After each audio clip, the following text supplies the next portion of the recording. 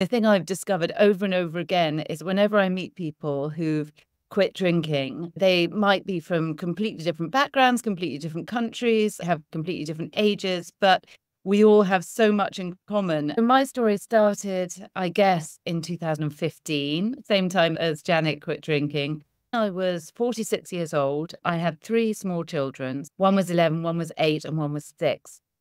I spent 20 years in advertising, which was a really boozy profession back then.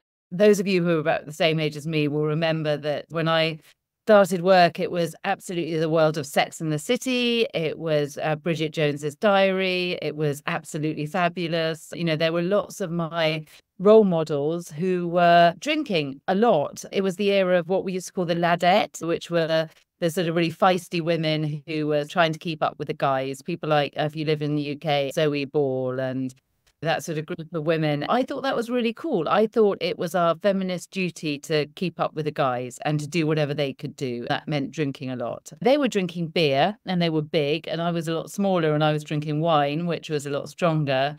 I worked in a profession where we had not just one bar in the office, we had two bars in the office. We had one in the top floor, which was for directors, and we had one on the ground floor for regular people.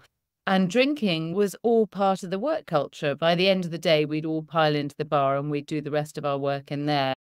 I had a big expense budget for taking clients out, drinking and eating and dancing and what have you.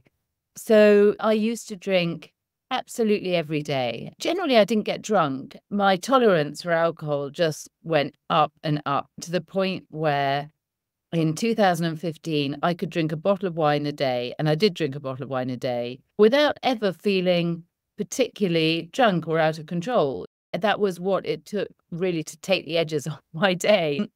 It certainly didn't happen overnight. It just built up until that point. I was drinking a bottle of wine a day during the week. Weekends, if I was going out to a party, you could add another bottle of wine. So generally, I was drinking about 10 bottles of wine a week, which is way more than the government guideline. Nobody thought I had a big problem. Nobody's, apart from my mother, actually, who had a quiet word with me at one stage, but nobody else ever said, you've got to stop drinking. Nobody said, you're an addict. Nobody staged an intervention. And I thought that everybody was drinking the same way that I was. I thought that was a perfectly normal thing to do. It's what mothers did to relax at the end of the day. In my heart, I knew that something was going wrong because quite often I would find myself alone late at night, having drunk too much, Googling, am I an alcoholic? But I was asking the wrong question because I'd ask this question, I'd fill out those silly little questionnaires that they give you when you ask Google if you're an alcoholic. And I said, no, I don't drink in the morning. And no, I don't have blackouts. And no, I don't miss days of work because of alcohol. I'm fine. But I wasn't fine. And actually, the question I should have been asking is alcohol messing up my life? Would I be better off without it? The answer to both of those questions was categorically yes. But it took me a long time to get to the point where that I was asking the right question. Instead, what I tried to do for about a decade was cut down. I don't want to give up altogether because that would make my life really, really miserable. I just want to be able to drink normally and sensibly. So I want to be able to drink just a couple of glasses 3 times a week. That would be perfect. So I set myself all these sort of rules. I'm not going to drink at home. I'm not going to drink if I'm by myself. I'm not going to drink anything apart from beer, which I don't even like.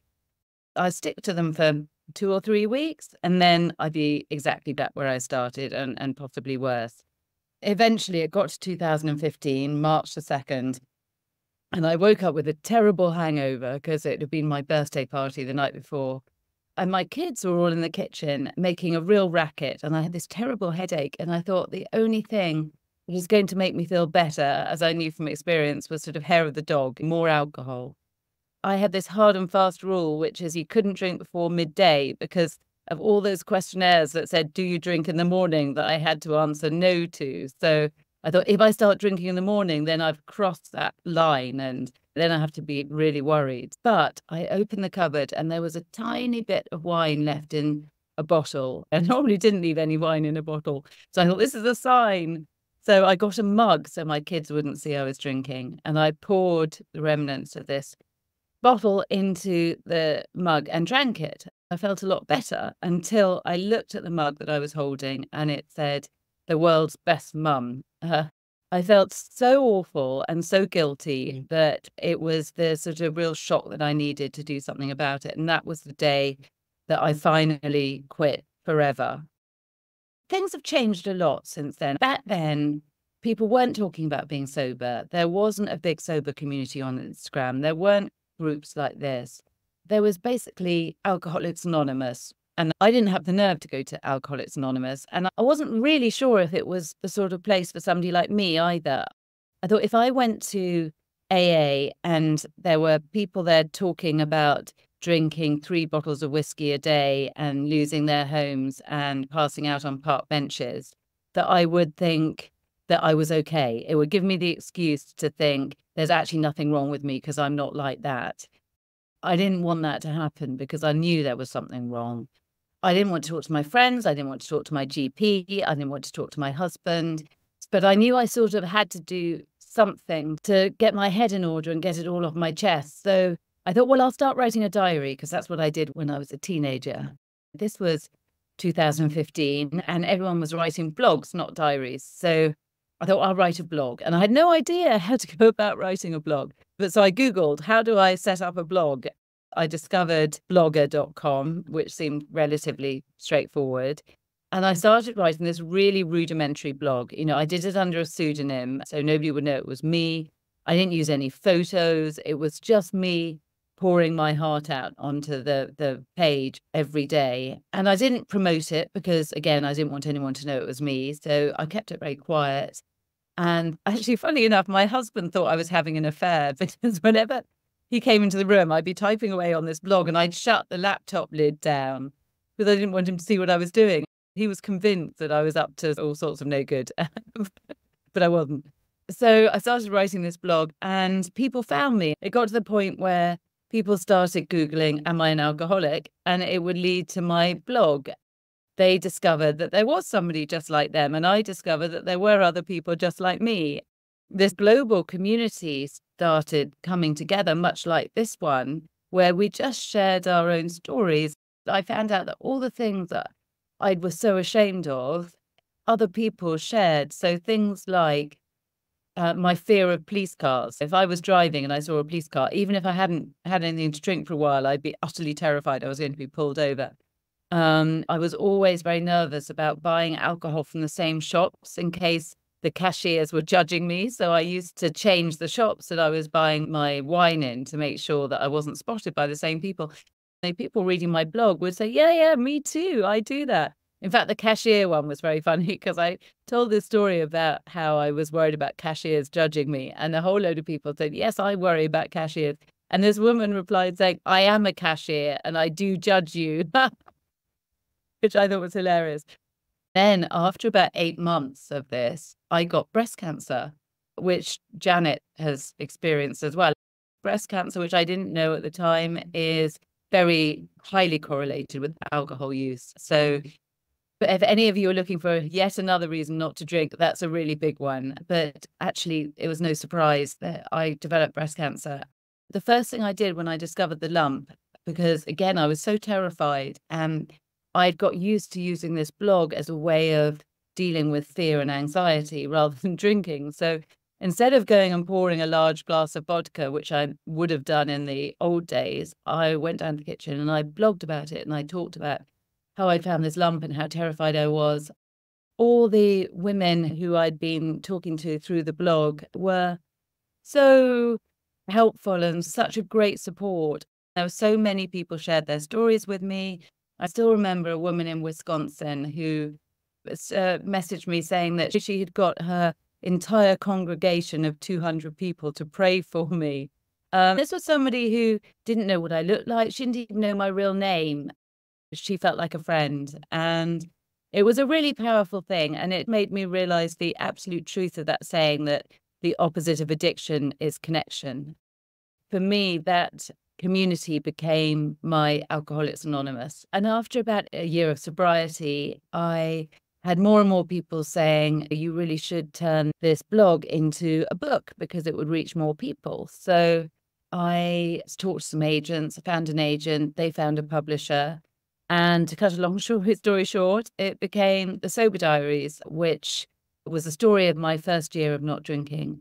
I guess what I wanted to do, because I'd read so much stuff about, when I was in the early days of sobriety, I read everything I could get my hands on. I read the Alcoholics Anonymous big book. I read people's memoirs. I read everything. The memoirs that I read were generally written by men, and they were generally about the drinking years. So these guys would talk about all the things they did when they were drinking and how awful it was and how rock bottom their rock bottom was.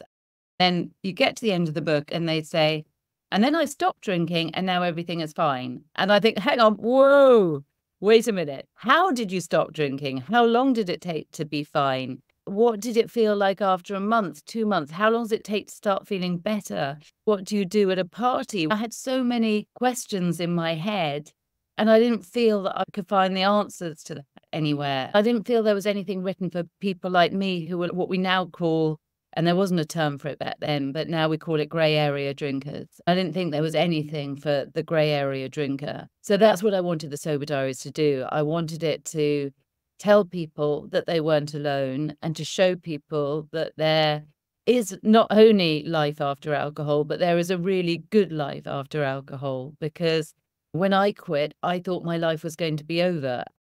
Actually, what I've learned is that my life was only just beginning, and everything about my life is completely transformed. All the women that I talk to and men say the same thing, that initially it's hard, but once you're through the hardest bits, amazing things start happening. It's funny how many people find that after they've quit drinking, they take up, because it leaves a hole and you need something to do with that time and that energy and that headspace. For me, it was writing. I mean, that's the therapy I took up when I quit drinking became my passion and my new addiction. For a lot of people, funny enough, it's the thing that they were passionate about as a child that they come back to. And sometimes that's sport, or it might be yoga, or it might be art, or it might be jewelry making, or travel, or whatever. But quite often it's something that they loved doing as a child, but ended up setting aside because alcohol and life got in the way. And that's the thing that they go back to. But whatever it is that you find to fill that hole, and it's usually not in the first year, because the first year is all about just getting through it, but it's often in year 2 and year 3 that you find something that will become your new passion and totally change your life. So in a nutshell, that's my story.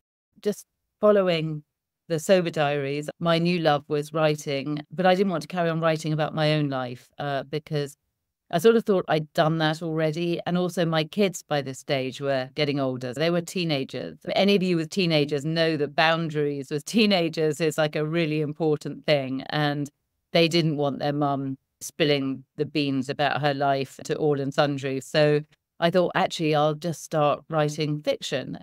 I had no idea whether I could do it. When you've gone through what it takes to quit drinking and then to get through cancer, you sort of get, excuse my language, but a sort of fuck it button. You think, fuck it, what's the worst that can happen? So I thought, what's the worst that can happen? I gave it a go, and here we are, 3 novels later. I'm now published in 30 languages. I'm a New York Times bestseller, and I wouldn't have done any of that with the drink. I wouldn't have done any of it.